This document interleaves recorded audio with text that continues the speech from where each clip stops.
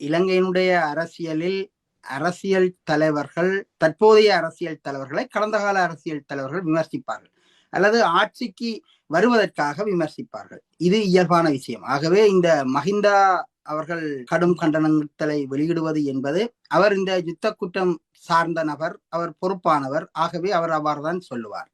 அதனால் நாங்கள் அதை அவ்வாறு விட்டு விடுவோம். ஏனென்றால் அவரும் இன்னொரு நாள் இந்த பட்டியலில் இடம்பெற வேண்டியவர் என்ற அடிப்படையில இந்த பட்டியல் இடம்பெறுவவர் மட்டுமல்ல, இந்த பட்டியலிலே பொறுப்பானவர் என்ற அடிப்படையிலையும் நாங்கள் அவரை பார்த்து கொண்டு இப்போது அவரை வைத்து விடுவோம். அவருடைய கண்டனங்கள் இருக்கட்டும். ஆனால் இப்போது இலங்கை அரசியலில் புதிய ஒரு அரசாங்கம் வந்திருக்கிறது. அதாவது இடதுசாரிகளாக இருந்த ஜேவிபியினர் என்பிபி என்ற ஒரு கூட்டணியை உருவாக்கி அவர்கள் இன்றைய ஆட்சியை கைப்பற்றியிருக்கிறார்கள். அதாவது இலங்கையினுடைய ஆட்சி அதிகாரத்தை கைப்பற்றுவதற்காக ஆயுத ரீதியாக 2 தரம் போராடியவர்கள் இப்போது அரசியல் ரீதியாக வெற்றி பெற்றிருக்கிறார்கள் என்று சொல்லலாம்.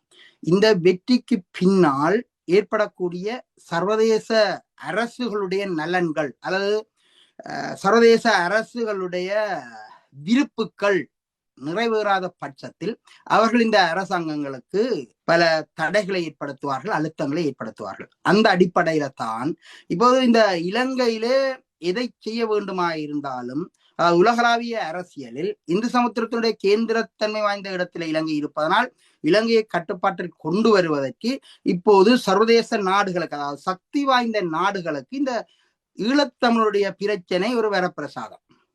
எப்போதெல்லாம் இலங்கை அரசு அல்லது இந்த அரசாங்கங்கள் முரண்டு பிடிக்கின்றனவோ அப்போதெல்லாம் தமிழருடைய பிரச்சனையை தூக்கி பிடிப்பார்கள். இது அதாவது மஹிந்த ராஜபக்ச 2ஆம் தடவை ஆட்சிக்கு வந்த போதும் நிகழ்ந்தது, அதே போல கோத்தபாயா வந்த போதும் நிகழ்ந்தது. அதாவது யுத்த குற்றம் என்பதை ஆரம்பத்திலே கொண்டு வந்தார்கள். பிறகு பயணத்தடையை, அதாவது இந்த கோத்தபாயா ஆட்சிக்கு வந்த பின்னர், அதாவது மேற்குலகம் விரும்பாத ஒரு மனிதன் வந்த உடனே அவர்கள் இந்த தமிழர் பிரச்சனையை தூக்கி பிடிப்பார்கள். அப்ப இந்த தமிழர் பிரச்சனையை அவர்கள் தூக்கி பிடிப்பதன் மூலம் தங்களுடைய நலன்களை அடைந்து கொள்வார்கள்.